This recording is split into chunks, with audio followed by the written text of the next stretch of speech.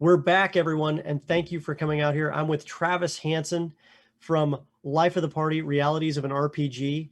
He is a very skilled artist, as well as one of the nicest human beings I think I've ever met in my life. Thank you for joining us, Travis. I usually lead by asking, just because everybody kind of is curious, where in the world are you? Where in the world am I? Yeah. I'm in Southern California. Southern California. It must be so nice. And I love when I talked to you last time when we were coordinating the time to interview, you're like, well, it needs to be between this because I'm moving. And so you moved okay and everything's worked out. I moved, but as you can tell through the back of my I screen, see I'm some living in boxes boxes there. still. Yeah. Well, awesome. And I'm grateful that the government pushed our tax day back another month too. So Yeah. That does help you take a little stress off, right? Just a tad. Yeah. So tell me, so we see your artwork. It's amazing. And for those who haven't checked it out, I'm gonna drop your Patreon in the chat there so people can see it. This is Life of the Party's, or is it Travis Hanson's Patreon, or is it Life of the Party Patreon? It's Travis Hanson's Patreon. Okay. And if you haven't looked him up, you can see his Twitter channel in his name tag, but he's also Travis J. Hanson on Instagram. And you're also Travis Hanson or Trav the Bean on Facebook as well, right? So right, and Life of the Party has its own fan page on Facebook as well. Facebook, okay, I'll be looking that up and joining that bad boy real soon here, because I think I actually pulled images to tell everybody, hey, this is what we're doing, and to show them this is the cartoon we're talking about. We pulled from the Facebook page actually, so that's all good. Yeah, well, you gave me permission, so I didn't do it just unilaterally. Well, I don't mind if you share anyways. It's called exposure. Yeah, well, I mean, some people really don't like it, so we try to honor those requests. And they struggle. Yeah, they do. So I have to ask, because you're kind of doing this thing for tabletop games in a way that few other people are able to do. And which came first? Were you a gamer nerd or the artist? I gotta say both. Yeah, it just kind of evolved in parallel, or I started drawing when I was really, really little. Mm-hmm. And like how little? Probably about 5 or 6. Okay. But everybody draws the same then. There's no like, woo, magical talent. Mm-hmm. And then I think the changing point was in 1977, The Hobbit came out. And the cartoon. Yes. Yeah. And I can remember sitting down and watching that and just going, wow, oh my gosh, it was unlike anything I've ever seen. The music, the voices, and the art style. I just fell in love with it. And then in 1983, I was about 12, and a couple of my friends, and this is the funny part, at church, learned how to play D&D. In California? In California. It's in California. Okay. Yeah, it was a lot more, more laid back out there. Yeah. So I started role playing when I was 12. I diddled with art, off and on. And then when I was about 25, I was role playing a lot less because I was the dad of a couple of kids and I was just starting my art career. But then I went into indie publishing and started a comic series called The Bean, which was based off kind of some of the ideas of the role playing I had done in high school. I think I saw a cover for that. Right. It was nominated for an Eisner back in 2011, and then it just got picked up by a publisher, and we're going back and we're coloring the entire book, and then we'll continue on with the story in a couple of years. My goodness. As it went on, about 4 years ago, I was sitting down thinking, going, I miss gaming like I used to, in the stories and such. And so I drew a Life of the Party comic, just one comic, and it's this beholder, and he's angry, and he's looking at this elf in this night, and the elf's complaining, the knight's complaining that he was a great shot, but it was only a 1. And he only did 1 damage, and then all of a sudden it had like 6,000 shares. Mm-hmm. And I was going through a rough time during this process. Mm-hmm. And I'm like, oh, wait a second. So I drew another one and the same thing happened. And then all of a sudden I'm doing a daily cartoon. Oh my goodness. Oh my And goodness. I've never looked back. It's just, it's evolved. It went from single panel to now it's a combination of multi-panel, which allows me to really get more into some of the gaming experiences that I remember having, that I still have to a degree, and that now also a lot of fans send me their gaming experiences to sneak them in, and they get snuck in all the time, things that happen to people or different storylines or such. But I can see that as some of the things come out. Like I've seen as I'm looking at this stuff, it's like, I've done that too. This has to be inspiration from games. And it's just beautiful. It's so universal too. I mean, it just, I think, allows us to kind of connect in a way too. And I've been doing fantasy art for 25 years and game art and such, but this was more of my love back. This is an open freedom for me to do however I see it. And in reality, my comic is literally just a game. It's the characters of a game. Is it really? And you'll never see their avatars, the people that play them. Yeah. Because that changes all the time. Oh, really? Okay. Yeah, because different people play, they come in and they play or whatever, but they're living within a game world and yet they're aware of it, but they're not aware of it. Right. I just rolled a 1. Oh no. Yeah. Right. So there's a little aggravation. The dwarf who rolls the 1 when he's chucking the spear at the, what is it? The bear, and then he gets hit by his own spear. That actually happened to somebody, a friend of mine in a game. See? Exact scenario. Yeah. So you have a long art background, not just this, but a serious art background. Let's kind of roll it back a little bit. Mm-hmm. In '83, I was still 3 years away from playing D&D myself, except that it was in Arkansas and the devil was everywhere. And so Satanic Panic California.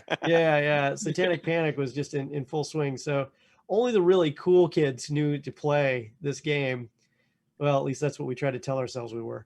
That's right. But you wouldn't tell anybody else at school. You just kind of kept that quiet. Yeah. Well, I had a science teacher actually take me aside. A science teacher take me aside and to say, you shouldn't be doing this. It's devil worship. I'm like, no, it's not. It's not in any way, shape, or form. But hey, what can I say? But you had a lot of very serious artwork as well. Mm-hmm. What did you do besides the, obviously Life of the Party is where it's at, but what were the kinds of artwork that you did before that got you to where you are now? Well, I did a lot of comic artwork, where a couple of years ago, actually many years ago now, I used to be able to go a couple of years ago. Now it's like, well, eons ago. I was at a Comic-Con and I was walking through, because that's kind of the art that I liked. And I ran into a couple of artists. One was James Owen, and another one was the very extremely talented William Stout. Mm-hmm. If you get a chance, go look up his work. He did work on what was it? Dawn of the Dead 3 or something. Or he's the one that created the gasoline zombie. Or the one that's on fire. Yeah, and then he also did a lot of King Kong artwork. I mean, he did a lot of bootleg records, and both of them gave me similar advice. They looked at my portfolio. I wasn't really doing anything, and they both said, "How bad do you want this?"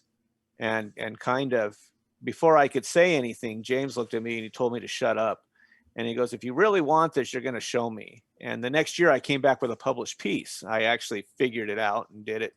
And then Bill actually gave me the best advice. He said, he goes, "Go be an indie guy." He goes, "Don't try to work for the studios. Go be yourself, and you'll get further along being yourself as an artist than if you were trying to just work for studios."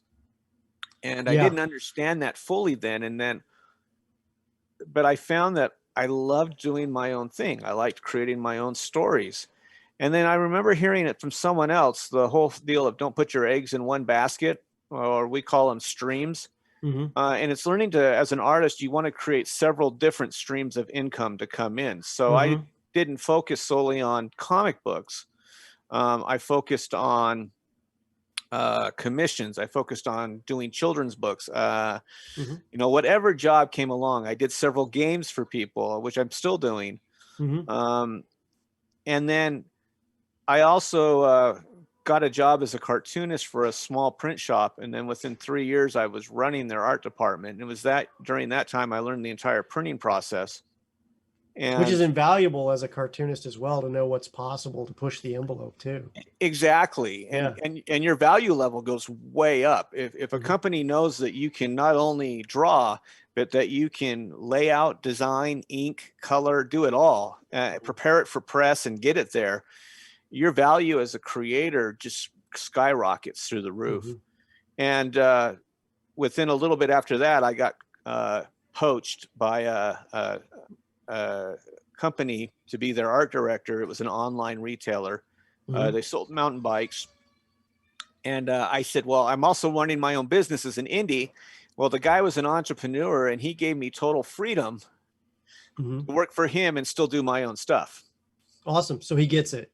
And He so got we it. worked together for 15 years. And Mhm. then I was getting to the point where it was just weighing down on me from both sides, and trying to be a dad and raise 5 kids and help Mhm. out. And Oh, you have 5 kids too?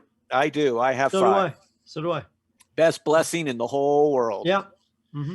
And I was sitting there, and he came in. I had just gotten back from a show, and he looks at me and he starts crying. Mm-hmm. And I'm like, oh my gosh, what's happening? And my boss goes, he goes, I hate to do this, but he goes, the only way that you're going to grow is what you want to do is I got to let you go. And he let me go. Oh my gosh.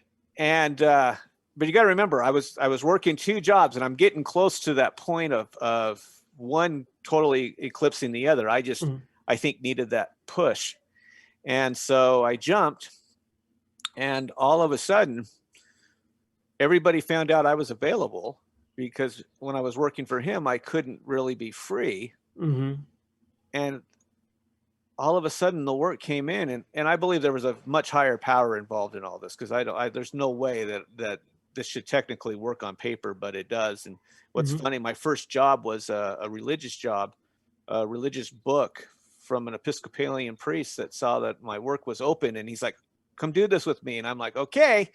So we started working together, and then I started picking up games here and there, and it just moves. And for the last 7 years, it's been an incredibly scary, amazing, awesome ride. Mm-hmm. Mm-hmm. When I look at your artwork, I see influences. I've talked to you a little bit about this before, but I definitely see like Bill Watterson. Mhm. I see some similarities between that, and I also see some old school, what is it, Dennis the Menace, possible influences there, or at least the style has some very similar, especially with the Rogue. So I grew Yeah. up with we look at I'm a product of the 80s Mm-hmm. and 70s, and newspaper comics were the big thing. Yeah. We would wait. Sunday comics come around. That's Oh, yeah. and it would be a fight. So I'm the oldest of 6, and my brother and I, it'd be a fight to get to the paper so we could cut it out. And we were building our own comic collections before the collections were actually becoming as books. And I can remember when Calvin and Hobbes came out, and we'd fight over that, Mm-hmm. because that's the one we both wanted. But then I was influenced a lot by Berkeley Breath. I loved his Berkeley ability. Breath. Bloom County. Bloom County. Yeah. Mm-hmm. And Mm-hmm. he did stuff that I thought was amazing. And then I liked Dennis the Menace, but I liked Bill Keene's work better for Family Star Kings. Yeah. And then I was also influenced by a lot of the indie comics world. So you have like Richard and Wendy Penny, who wrote one of the best fantasy series in the 70s and early 80s, Elfquest. Oh, yeah. I remember Elfquest. The first 21 issues are absolutely amazing. I mean, it's a story to go back and revisit. I was influenced by Jeff Smith's Bone, who was influenced by Pogo. influenced by Stan Sakai, who wrote Usagi Yojimbo. And now I've actually gotten to meet most of my creators that I've wanted to meet, I've gotten to meet, except for Bill Watterson. One day I'll meet Bill Watterson. You better move fast. Bill's getting up there. I know he is. Yeah. And he's the nicest guy in the world if you can get his audience. Like that's what I hear. I hear he's incredible. Yeah.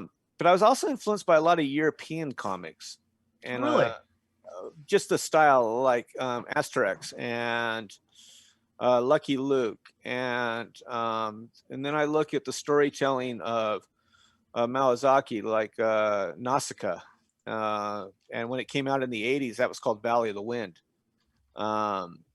So, you take all of these influences and you kind of put them in a pot and you stir it around, and then all of a sudden, pop out comes a little bit of creative, like, woohoo, I can do anything.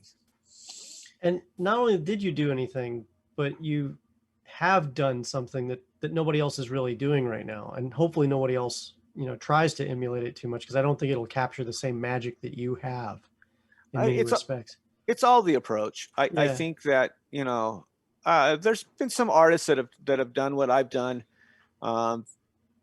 But doing it daily is a toll.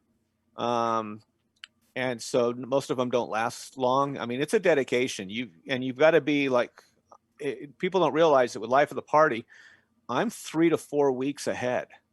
I am constantly. And taking a vacation really can be challenging sometimes. Exactly. Plus you draw quickly too. Like you got some real talent that I could never even do that, even if I had weeks to do even a single strip like you do. But like you can pump these things out, even though it's 4 weeks. Is the challenge the drawing so much, or is it the finding the material to draw about?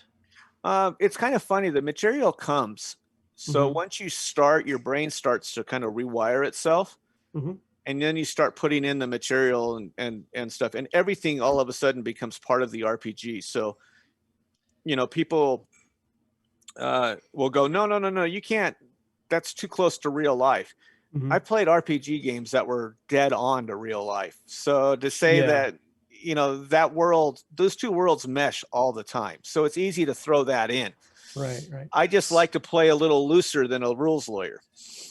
Exactly. So a couple people are bringing up some other things here. We got Roll for Alex saying she loves The Hobbit, or she loved that show. We've got Villas mentioning he's seen Elfquest but never delved into it.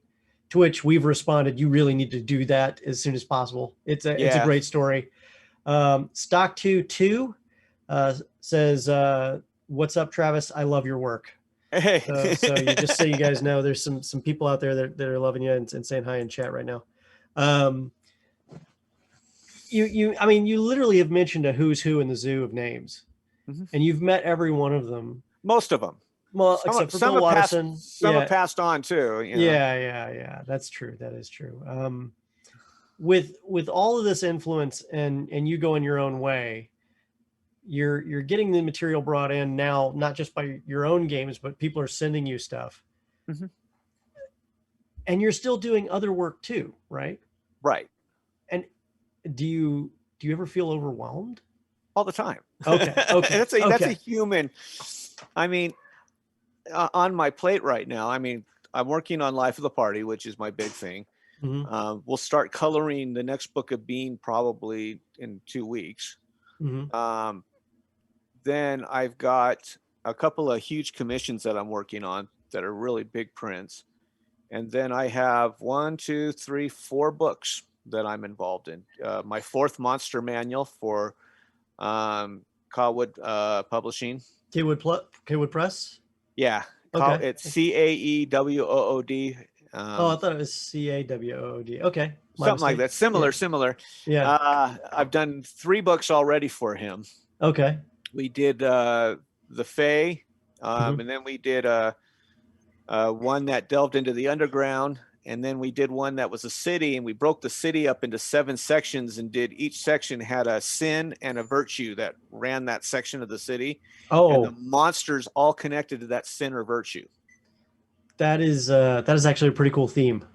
When we did the underground, we actually, because when we create these monster manuals, we wanted to create them in a way that they had a flow so that you could build your own game based off that book, that you didn't, it wasn't like having one monster here and then another monster way off in another realm and stuff like that. We actually did interconnecting themes. So in the underworld, we did this whole poison spore that's affecting all the monsters. So then you would have regular monsters and then you would have their spore version.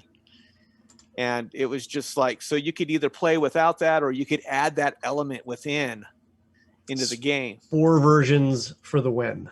That is awesome. It's been a lot of fun. And the new one that they're doing, which actually inspired the Jackalope. Yeah. which you just did. You just did the whole series on that. Yeah. Which is the Cyclops Jackalope.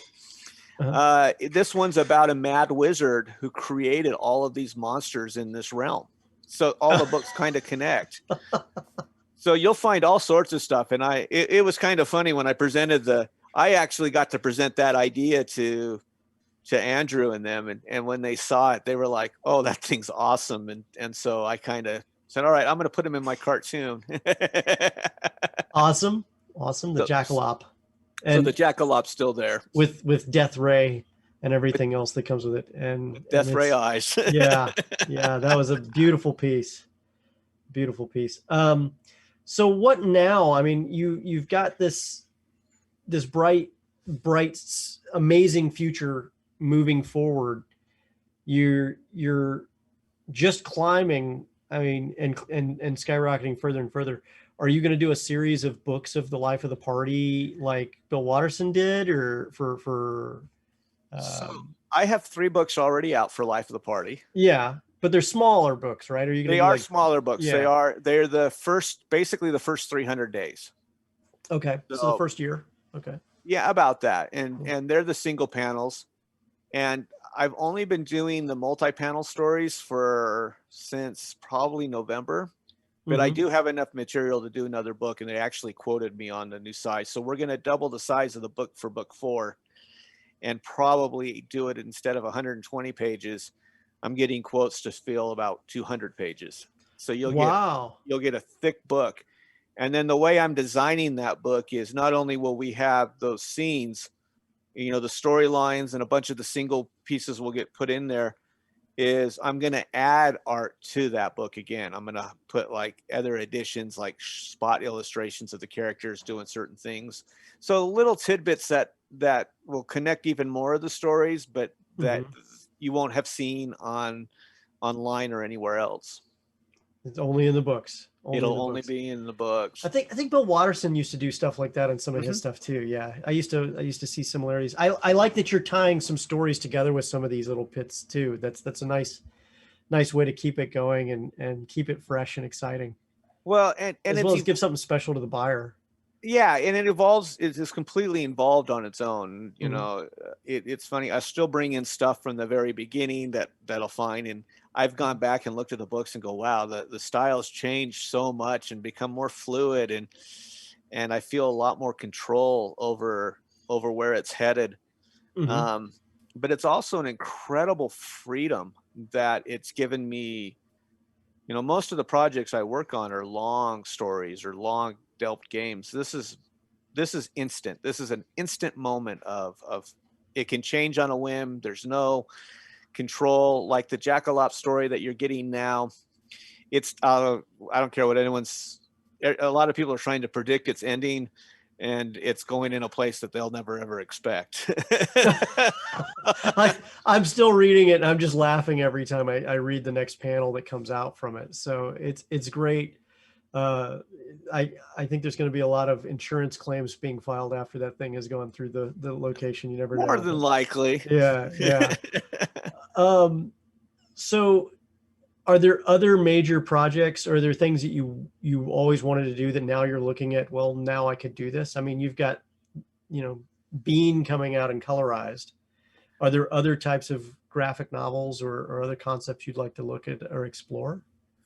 Well, I've always got stories, and to be honest, I love doing just single art pieces that tell a Mm-hmm. story.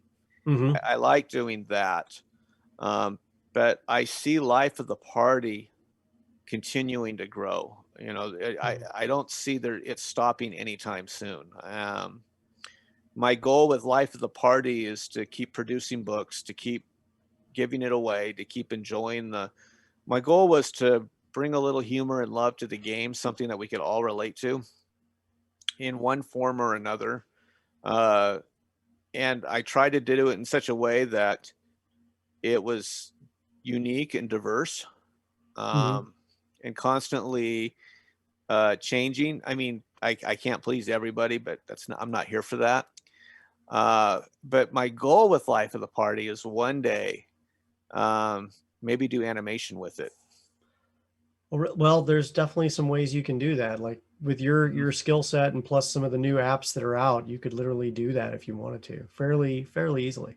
Yeah, I've got some good connections too, and Yeah. it's just figuring out how I want to have it pitched. Mm-hmm. I want to get another year or two under my belt of cartoons Mm-hmm. so I can keep more control. Oh yeah. Yeah. To me, that's the biggest issue. Being an indie for so long, it's all about keeping control of the product so I can keep drawing and illustrating it the way I see it, and not change it the way to fit some algorithm that someone's created to make it go Right. right. Right. And I think that sometimes the algorithms may work for some things, but I think when you can buck the trend, it's so fresh and new that Hmm. people it really resonates with people as well, like your Right. comic strip has. And to be, so one of the people who are actually on the show that I'm on as the Dungeon Master is a comic book artist himself. His name's Mark Roberts, and he's worked on Okay. comic books before. A few, a few named titles, but I can't get into which ones. That's up to him if he wants to reveal that. But he was telling me about these streams that you were talking about, and he was explaining it to me because he was really concerned if he drew stuff for character art, would he be wrecking his opportunities down the line? And we actually had to have a real conversation about it. It was a very enlightening conversation to hear it from him and his concerns about what's happened in the comic book industry as well, where they take advantage of young artists and they take all their IP and Oh all that yeah. stuff. Yeah, and we certainly weren't looking to do anything like that. Oh, let's see here. We got here Ikim Lebowski. Woohoo! Looking forward to a Lost Life of the Party book 4. You definitely got some super fans out here. Uh, and Stocktoe just actually brought up something I mentioned before. Did you have any inspiration from Calvin and Hobbes? We kind of went over that. Um, feel some of the humor, which he loves as well. That brings up another key point I'd like to say that's rather unique to you, and I think one of the reasons people love your art is it's wholesome the whole time through. Even when bad things are happening, it's not gritty. It's not the grim dark, which a lot of other people go with in their comics and stuff like that. It's playful, even when Well, things are going wrong. It's more like a satire of RPGs, or the way we laugh about things going wrong and when we're playing around the table. I try to make all my art that way. One of my goals, and I think it's okay to have a little bit of darkness sometimes in there because Mm-hmm. sometimes you need the dark to create light, but Mm-hmm. it doesn't have to be the entire focal point. I mean, if you look at the story of Bean is about a 12-year-old dishwasher who finds this broken sword that he's got to fix, and the whole world that he thought he once knew gets torn away from him, and he's got to make decisions, and some Mm-hmm. decisions have positive consequences and some decisions have negative consequences, and he's got to live with the reality of what he's deciding to do, Mm-hmm. or the characters around him, how that affects him as well. But when I create stories, and even when I started at the very beginning, I decided what I was going to draw and what I wasn't going to draw. I mean, I drew my line in the sand. Mm-hmm. And I've been able to, 25 years later, it took a while for some jobs for me to get some work, and it was a little slower in the beginning, but now I'm in total control. Mm-hmm. Where most people that I work with know, yeah, don't send that to Travis. He's not going to draw that. Mm-hmm. Let's try something else, and so I like having that freedom of going, look, you don't have to feel that it has to be gritty. There's enough of that out there, or dark, or over sexualized, or whatever, you know.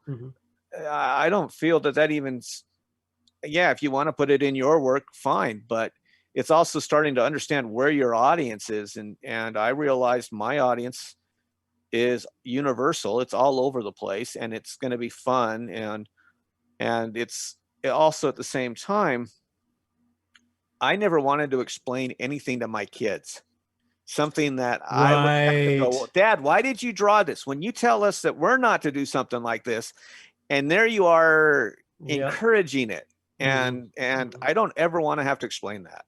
And but that's just me personally, you know. And my kids will make decisions for themselves, but they'll know that when I said I wasn't going to do something, I stick to my word. But I've also found that there is a huge clamoring for light and fun and wholesome and crazy and good stuff out there. And that stuff seems to be bigger than the negative and the dark stuff. You know, for instance, you've got like Gravity Falls. And I don't know if you're familiar for that, being a dad. That was amazing. If you go back and look at all the hidden stuff and the adults, you know, and I'm going to say the themes that had adult themes, but not like, when I say adult themes, I'm not talking adult themes, but it had a little bit of everything in it. And it was engaging, and it was intellectual. And I've looked at that going, well, how do I incorporate that same feel into life of the party or in anything I do? And vice versa for the kids too, right? So like Pixar has a statement that says things like, we respect the intelligence of our audience, even when their feet can't touch the floor. Exactly. Yeah. So they're talking about the kids, right? And then they have the humor in there for the adults, because they'd sprinkle that in there from like Toy Story and all these other things too. They'd have those jokes, so the adults had something to laugh at too. Yeah. And it's important to understand that audience. And you can, once you offend that audience, it takes a long time to get it back. And I've got a lot of creative friends out there that do great work, but have offended their audience and now are struggling because it's like, well, why aren't I successful like I used to be? And I said, well, it's because you did something back then that offended your audience. You shut the door, and that's caused your problems later on down the line. Right. The other thing is, you know, you're not just doing that as part of your cartoon. I can tell by the other cartoons that you sprinkle in on your Instagram page, for example, that you generally are, it strikes me that you are a genuinely nice human being that wants to do good for the world, right? I mean, the cartoon, I hope so. I haven't seen a cartoon yet that you've done that says anything controversial. If anything, it says we should be good and help people, like the Santa Claus putting his coat over the homeless guy image really struck me. Your commentary that you put in is strictly about let's be good to each other, let's help each other, that kind of thing too. And you can't fake that the way you do it. Your passion is definitely there. Well, I strongly believe that we as human beings, we all come from the same, whether you believe that it's that we came from a creationary point of view, or if we came from a science point of view, we all started at the same point, one way or the other. So we're all related. And we're just one big human family. So we need to treat each other like a human family. And to me, that's super, super important. Absolutely. You know, the paint looks a little different on the outside, but on the inside, it's all the same gears, the same color, the same emotions, the same feelings, you know, and we just got to look deeper, and then instead of just looking superficial, and get out of the me, you know, it's all about me mode. That drives me nuts. You know, I feel that if we focus only on what my concerns are, then I become very closed. But when I focus on how do I make the world a better place, or how do I help somebody else, or how do I well, I can't solve someone's problems, but how can I ease their burden? It's a totally different emotional experience. And then you grow as an individual. You find that you're a lot more open to doing, you have more opportunities to do good. Absolutely. Absolutely.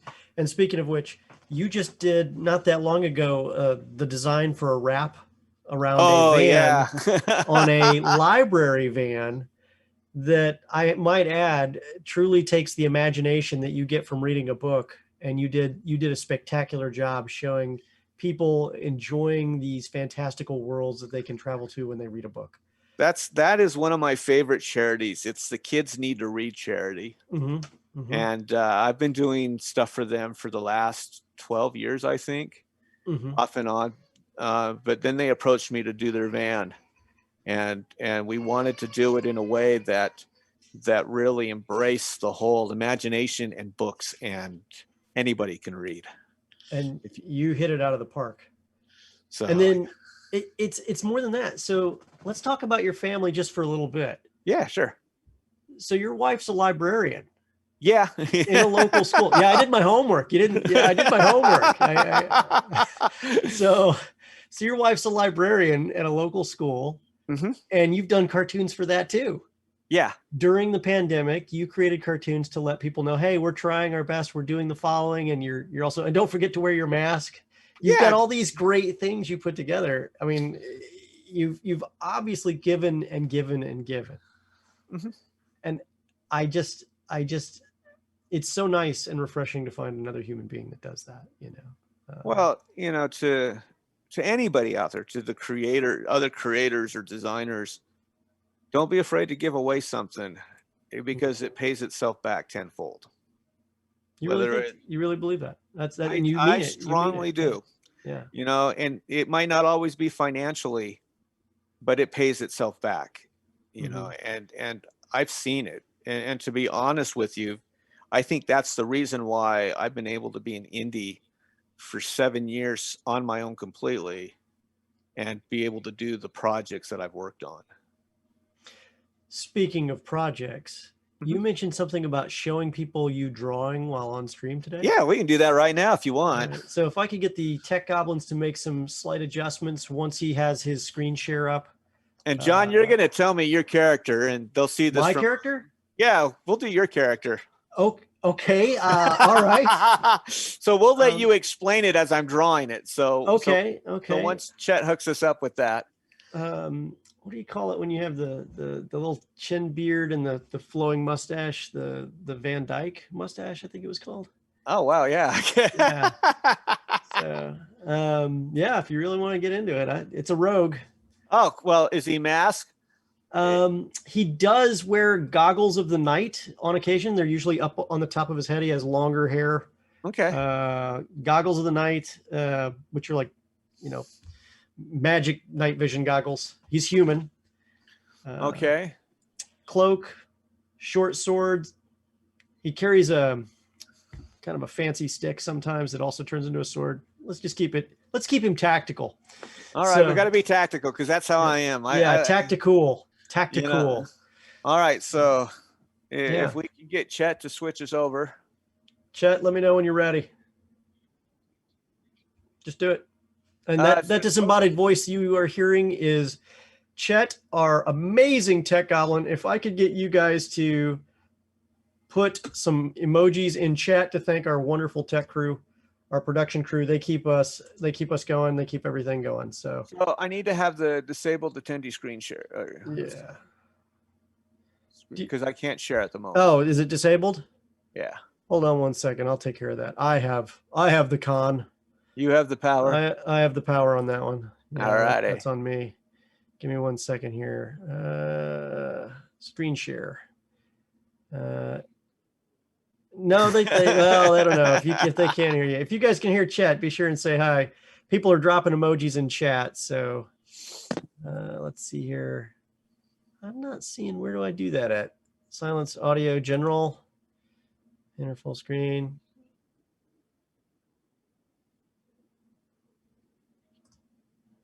Oh, okay, got it. I got the power. Make co-host. Boom. Right. Now you should be able to.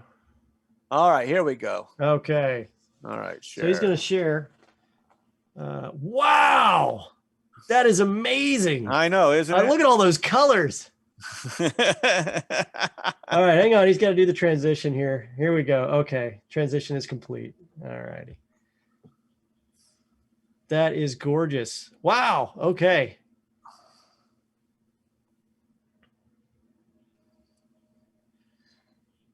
And you can talk and ask me questions too during So this. yeah, he basically carries a short sword in one hand, whatever he's stealing in the other. He has the ability to do green flame blade on his sword, although I don't know that that's necessary for this. He has a bit of the Van Dyke. There you go, man. You're nailing it. Wow, this is amazing. Look how fast he's going at this, guys. I don't know what else to say. I'm not used to describing my guy here. Studded leather armor,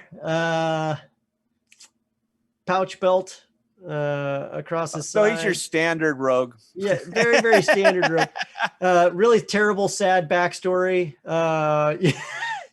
He's an arcane trickster, so he casts spells too. He has an owl familiar most of the time around him. Oh, cool.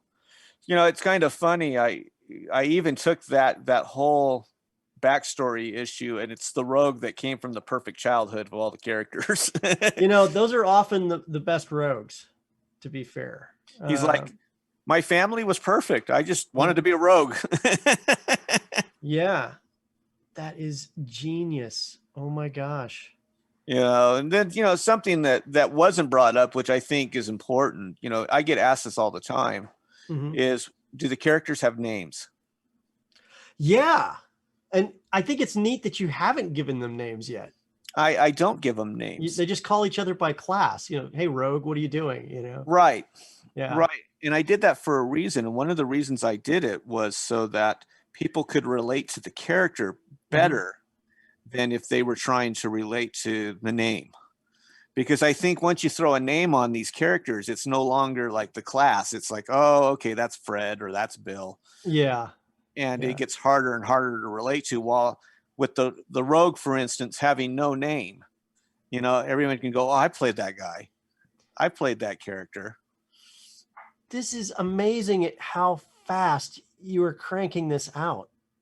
And so, you know, you have all of that, all those things. Now, I am, though, adding more and more specs of who they are. Like, I released the other day that the rogue and the wizard are actually siblings.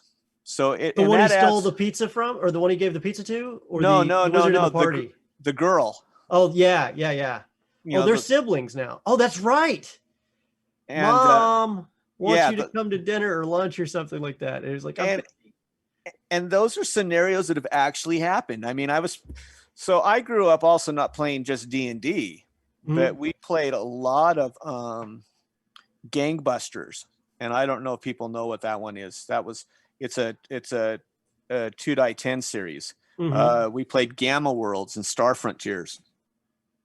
And to be honest, sometimes I had more fun with that than I did with Dungeons and Dragons, because I felt that there was a lot more freedom for storytelling. Oh yeah. Well, I think 5e is pretty wide open compared to what the old systems were. I mean, when it is. I like 5e. But you also like Pathfinder too, if I recall. Yep, I like Pathfinder too. I think each one has its own strengths and weaknesses. Yeah. But to be honest, I really think it's the people that you end up playing with, which makes whatever system you're using good or bad. I mean, for me, the best one was, and for some reason, I usually would end up being DMing.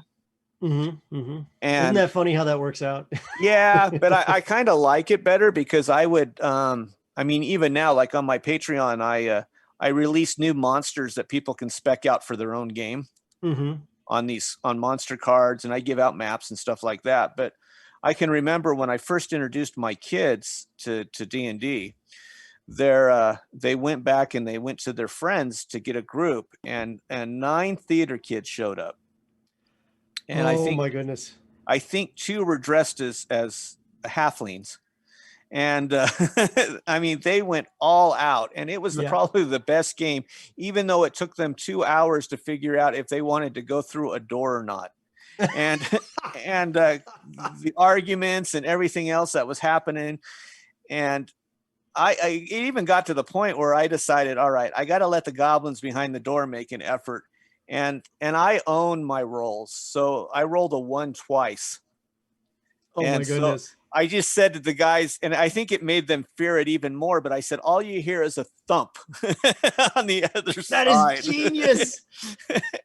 And they were like, oh, I don't know if we should go. All right. And then I'm like, screw this. So I put an archer down the hallway. So he's shooting at them. And, but I mean, it was a blast because not only were they afraid, but they enjoyed it. They still play together. And now my son is actually the one running most of the games. Oh my god. How old your son now? He's 23. Does he want a DM? Because I need another DM. He loves DMing. He DMs for his sister, his youngest sister, and then his wife's family. He's their DM. Awesome. And so, yeah. The family that slays together stays together. That's right. Yeah. Someone asked, Luke Thomas asked, do you ever do art streams? Occasionally I do. Usually on Facebook, I'll do a live session from beginning to end, talk about how we do the process and all that kind of how I approach it, design. I'm going to do some more with the move and everything that's been going on the last couple of months. I haven't been able to because I've been doing free coloring book pages for anybody that needed one. Aww. So I would do those for the pandemic. I would release a couple each week.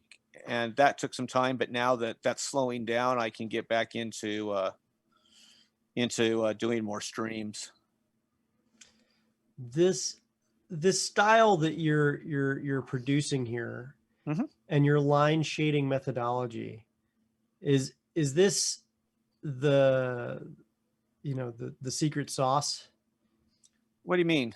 So your shading is this beautiful line shading. I don't know. I don't draw. I paint. So I'm not very good on 2-dimensional. So you give me a 3D or three-dimensional miniature, or you want something to look like something, I can make it.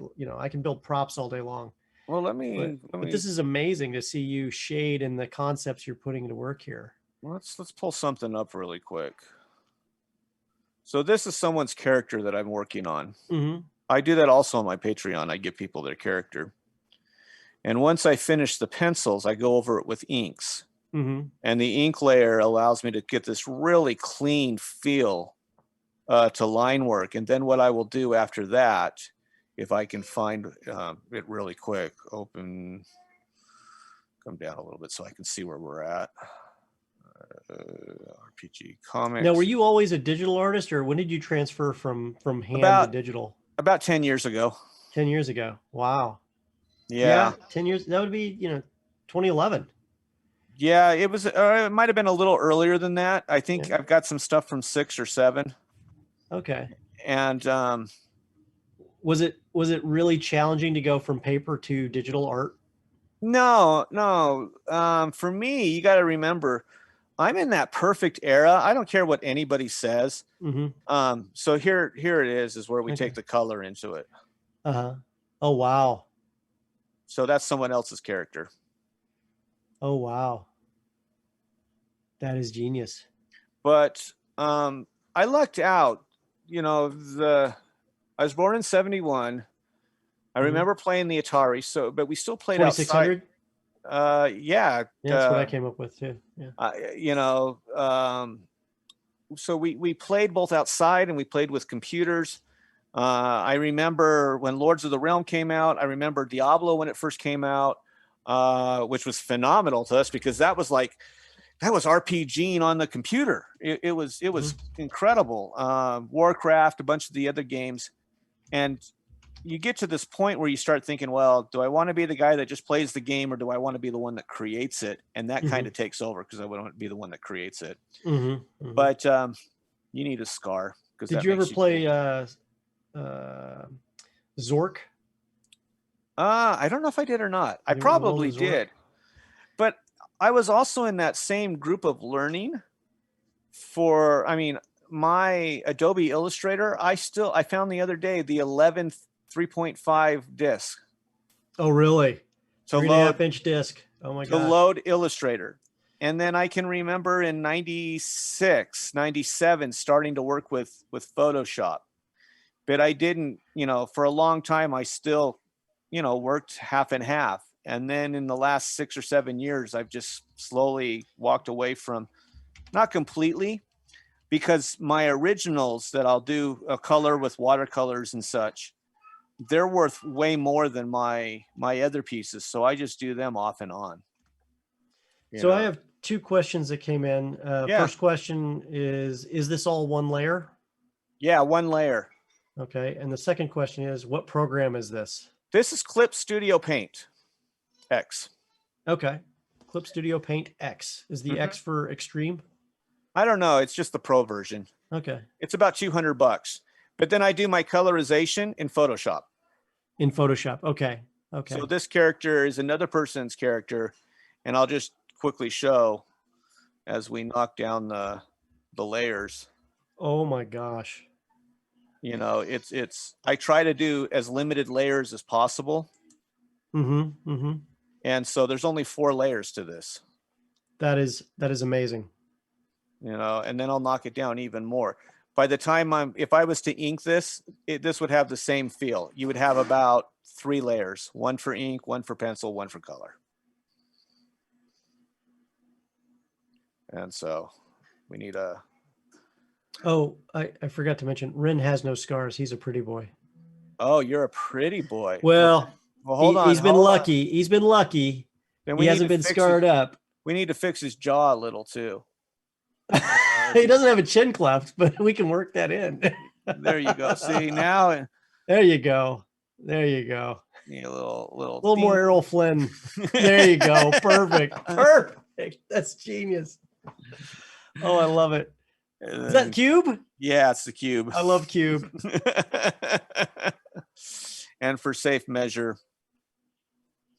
we'll just throw him on the right. Oh no. Is that Jackalope? Oh no.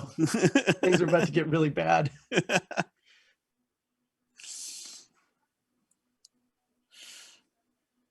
But the other thing I love about cartooning is also how many different levels or layers you can put into a cartoon.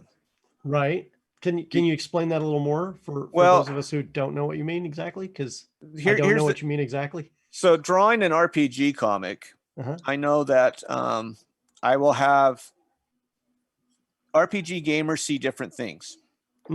Some will blame the DM for allowing it to happen. Others blame the character. Right. Others, will get the joke. Some don't get the joke. That happens. You're like, all right, whatever. But my goal is if I can make my mom laugh, who doesn't play any, then I've won. Yeah. And that's what we're talking about, layers. So everybody can capture a different dimension within the piece. And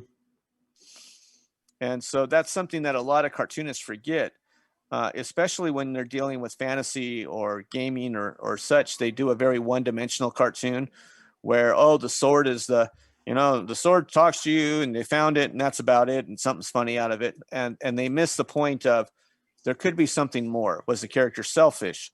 Why was the character selfish? What's the back motivation? And even with Life of the Party, in the beginning, it started out very one-dimensional, but now it's growing into such a different element that I can put in a lot deeper meanings within the story. Right. Right. All right. A little fuzz in there.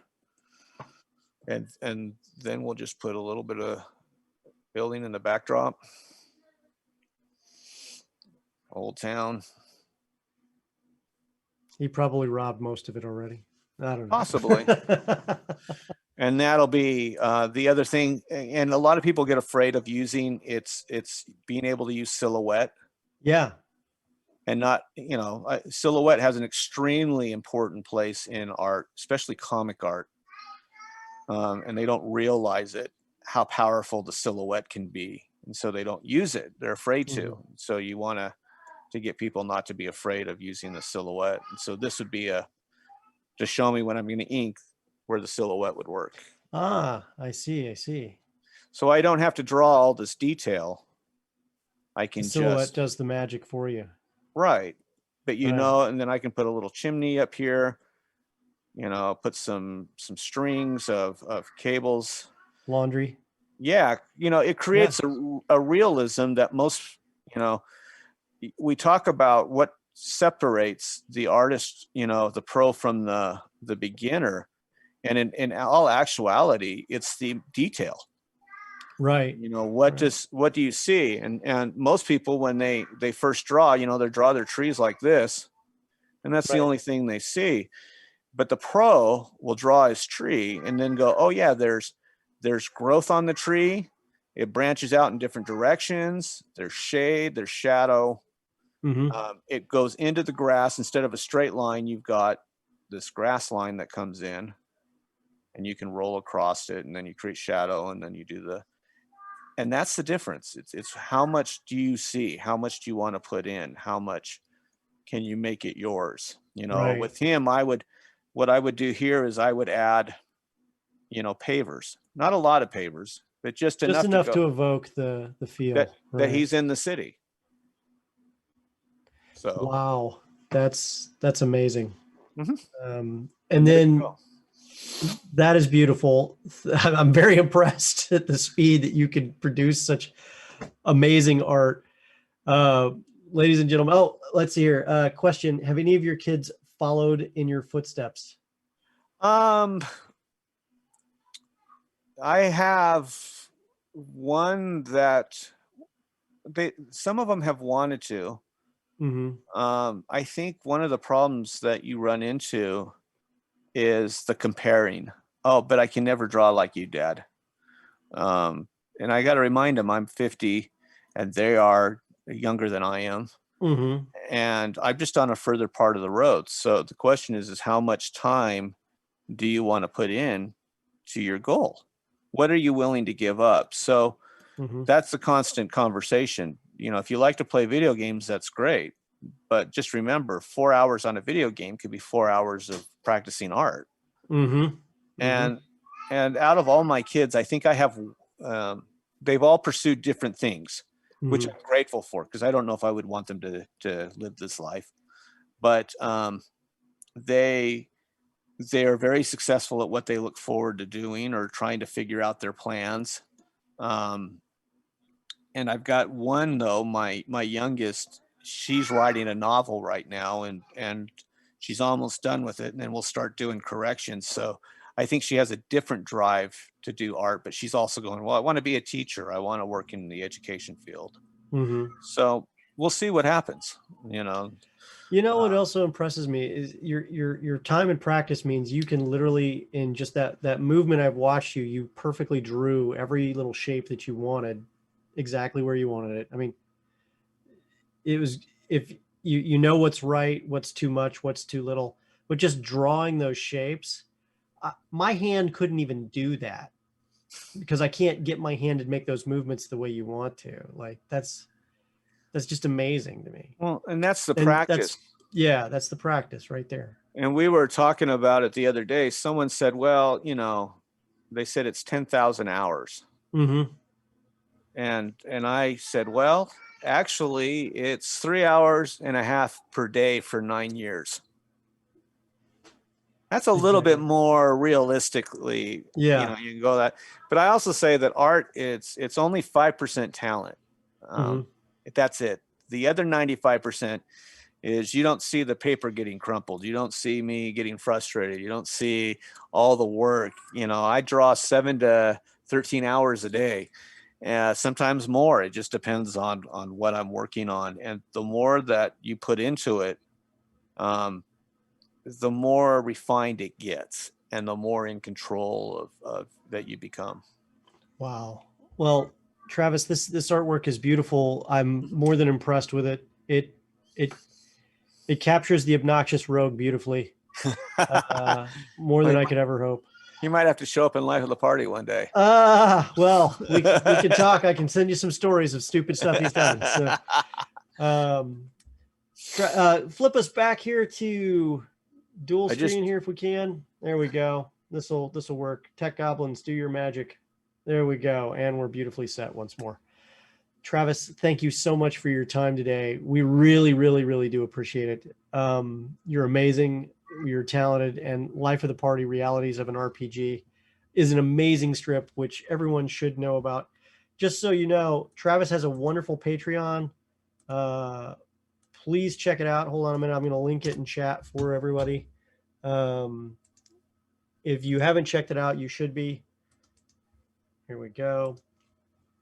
Go there, check it out.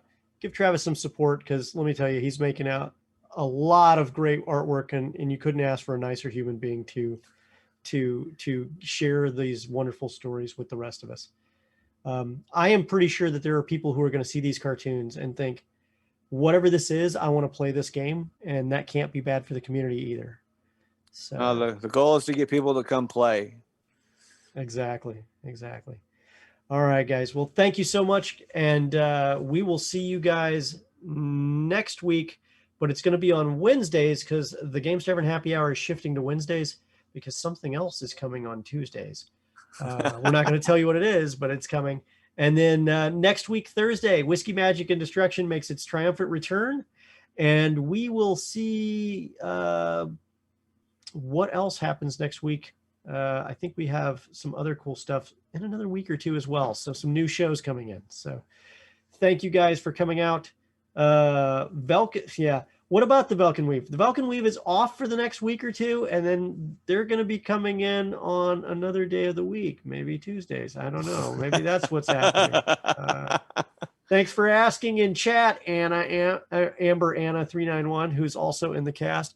And anyway, panic points aside, we'll see you guys next week. Take care, everybody. See you guys later.